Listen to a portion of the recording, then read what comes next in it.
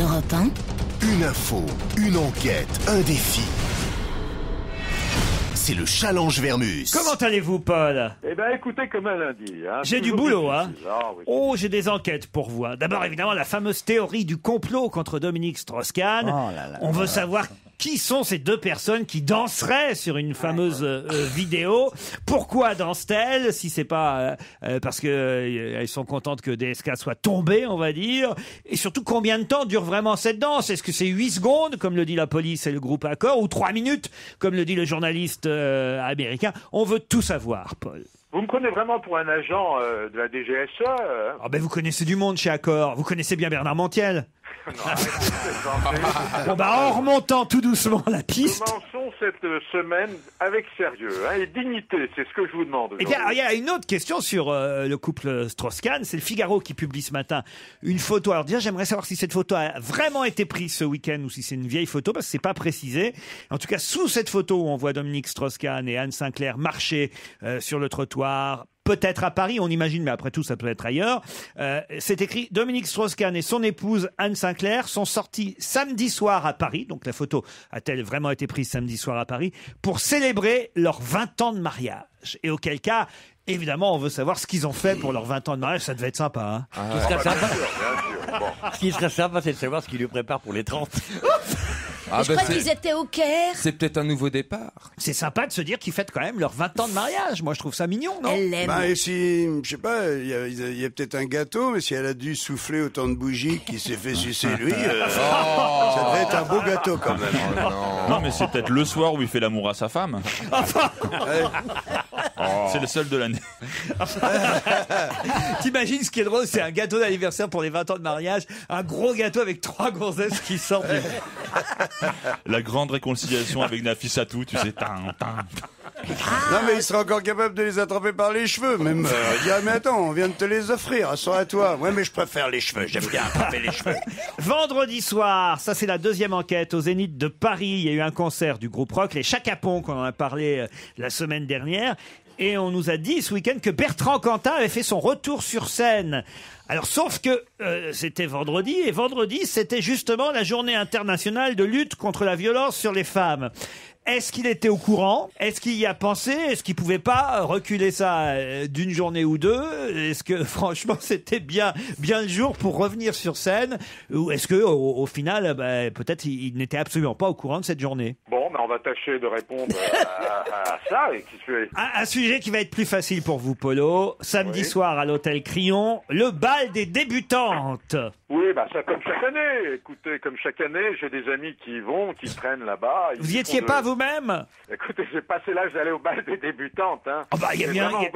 Stevie y était? Il y a bien Stéphane Bern, pourquoi pas vous? Justement, je lui laisse ce privilège à ce cher Stéphane. Alors, surtout, Paul, je veux pas que vous me balanciez les noms de ceux qui sont déjà dans la presse. Hein. Bien entendu. Dans le Parisien, c'était écrit qu'il y avait la fille de Bruce Willis et de Demi Moore qui s'appelle Taoula. Bon, très bien.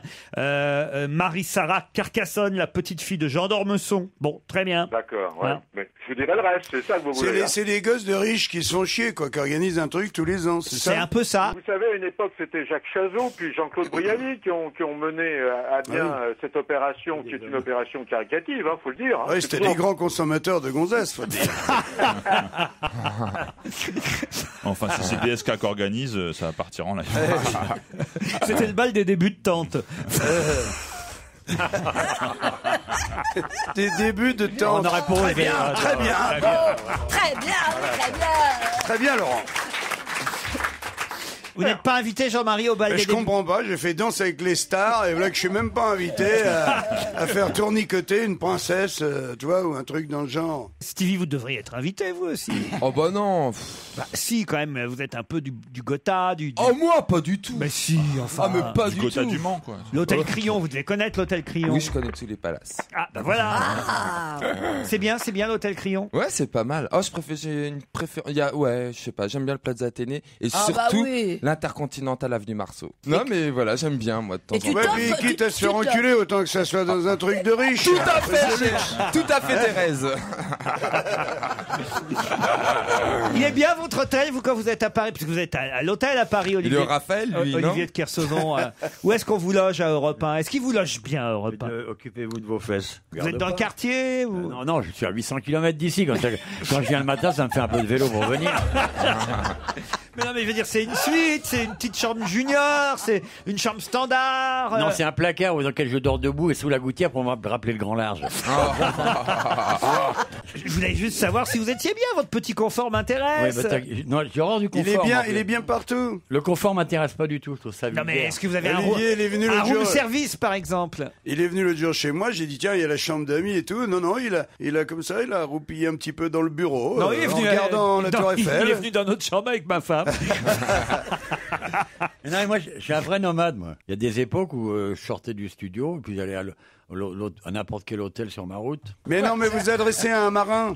Quand on est sur un bateau, on prend son heure de bar. Il y a tant d'équipage, donc s'ils sont 6, toutes les 6 heures, boum. Tu choisis pas le moment où tu dors, ni l'endroit. De toute façon, quand tu dors, c'est même pas une couchette, c'est une espèce de mini hamac où tu te reposes 1 heure ou 2, puis après on t'appelle sur le pont et puis t'y vas, tu vois. Donc forcément qu'il a pas envie d'avoir des draps en soie, de se coucher à 9h le soir et tout. Il a pas d'horaire et pas d'endroit, quoi. Tu lui mets une litière. Si peu que ça soit du gros grain, un peu mangelé. Et hop, et il dort n'importe où. Et qu'il y a un peu de canigou dans la gamelle à côté. Ah ben, on va leur dire, je vais lui dire à Mme Fauconnier. Non, mais moi je l'ai vu sur un... Ok, on peut faire des économies à partir de demain. Allez, on se retrouve après les titres de 16h. Quel enfoiré.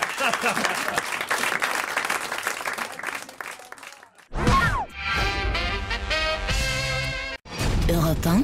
Une info, une enquête, un défi.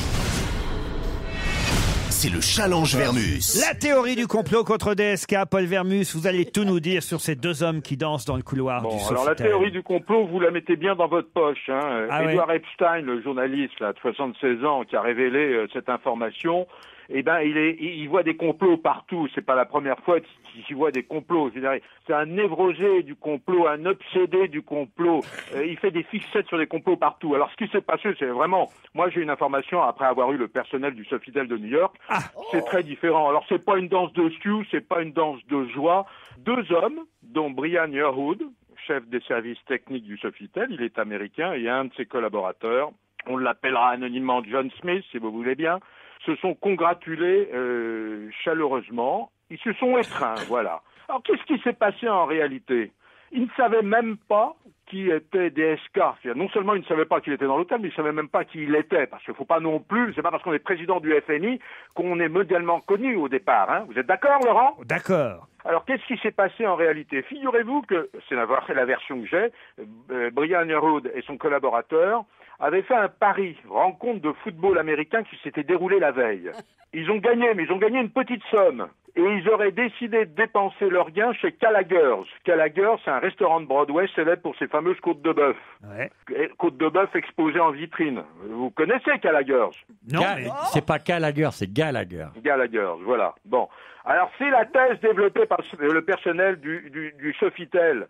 Il y a strictement rien. Je veux dire, on fait d'un rien un complot. Et vous me demandiez, est-ce que cette scène a duré 3 minutes ? Oui, il dit 3 minutes, le journaliste.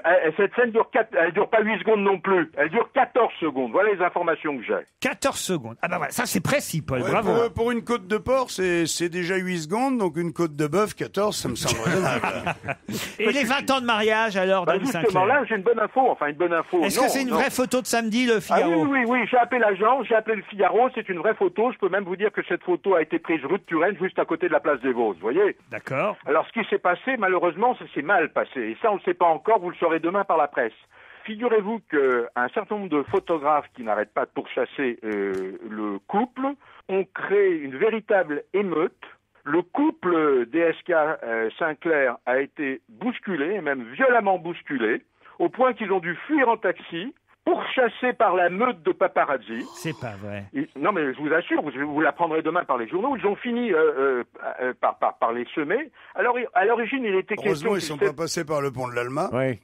Pendant que M. Paul n'était pas là. Ah bon, à l'origine, il était question qu'ils célèbrent leur anniversaire dans le coin de la place des Vosges. J'avais deux possibilités. Il y avait soit un petit bistrot modeste que j'aime bien qui s'appelle Ma Bourgogne. Ça y est. Il va réussir à placer ce restaurant. Soit il y a un 3 étoiles que j'apprécie beaucoup qui s'appelle l'Ambroisie. En fait, cette sortie officielle, c'est vrai qu'au départ, il y avait une jolie photo, preuve que le couple n'a nullement l'intention de divorcer. C'est un message qu'on fait passer, hein. Et finalement, qu'est-ce qui s'est passé? Ils ont dû retourner chez eux 1h30 plus tard, après tant de bousculades, et ils ont fêté probablement leurs 20 ans de mariage en tête-à-tête. En attendant, je peux dire que DSK, Laurent, est sur le point de retrouver un job. Il était chez Jean Friedman, c'est un homme d'affaires, il était à Tel Aviv chez Jean Friedman, sont des amis. Et DSK a profité de son séjour en Israël pour étudier une proposition très sérieuse que vient de lui faire une banque israélienne. Quant à Anne Sinclair, elle prendra en janvier la direction du site d'info Huffington Post, qui est le premier site d'info aux États-Unis. Hein. C'est pas mal, c'est du bon travail, Paul. Bertrand Cantat, qui fait son retour sur scène le jour de la Journée internationale de lutte contre la violence sur les femmes. Il n'a pas de chance. Ça s'est fait, son retour sur scène au Zénith, ça s'est vraiment fait quelques heures avant, au pied levé. Il s'est lié d'amitié avec Fra. Fra, c'est le chanteur de Chaka Ponk. Ils sont liés d'amitié depuis longtemps. Il faut savoir que Bertrand Cantat n'était pas monté sur la scène du Zénith depuis 2002. C'est pour les victoires de la musique. Le groupe était au sommet de sa gloire.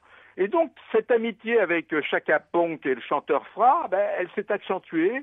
Et ils lui ont demandé, je pense que c'est jeudi soir, il dit « Viens faire 2 chansons sur la scène ».